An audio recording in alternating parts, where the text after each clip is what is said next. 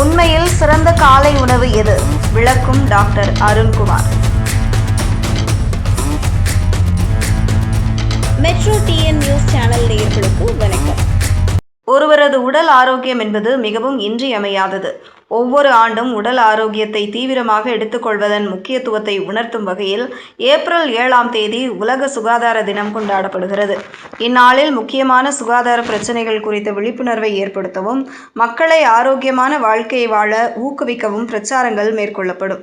அந்த வகையில் தற்போது நிறைய பேர் ஒரு நாளின் மிகவும் முக்கியமான உணவான காலை உணவு விஷயத்தில் நிறைய தவறுகளை செய்கிறார்கள். அதில் சிலர் காலை உணவை தவிர்க்கிறார்கள்.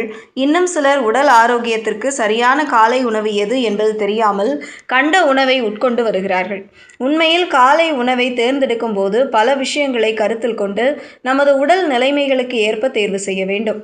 இன்று உலக சுகாதார தினம் என்பதால் இந்நாளில் உண்மையில் நம்முடைய உணவில் எது ஆரோக்கியமானது, தற்போதைய சூழ்நிலைக்கு எது சிறந்த காலை உணவு, ஆரோக்கிய பிரச்சனை உள்ளவர்கள் எப்படி காலை உணவை திட்டமிட வேண்டும் என்பது குறித்து உணவு ஆலோசகரும் குழந்தை நல மருத்துவருமான டாக்டர் அருண்குமார் தனது வலைதள பக்கத்தில் விரிவாகவும் தெளிவாகவும் பகிர்ந்துள்ளார்.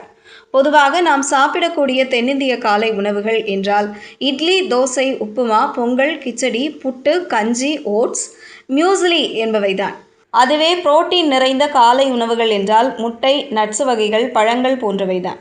இந்த உணவுகளை 4 வகைகளாக பிரித்து அலசி பார்க்க வேண்டும். அவை மாவுச்சத்து அளவு, புரோட்டீன் அளவு, பசி அடங்கக்கூடிய தன்மை, சர்க்கரை அளவை அதிகப்படுத்தும் திறன்.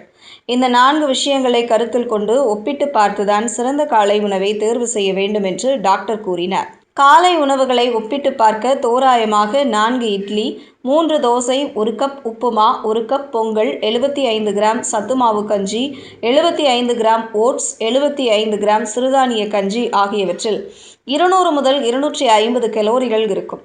அதுவும் இந்த உணவுகளுடன் சாம்பார், சட்னி என்று சேர்த்து சாப்பிடும்போது இன்னும் கொஞ்சம் கலோரிகள் கூடுதலாகும். மாவுச்சத்து என்று பார்க்கும்போது தோராயமாக 60 முதல் 70 கிராம் மாவுச்சத்து கொடுக்க வாய்ப்புள்ளது.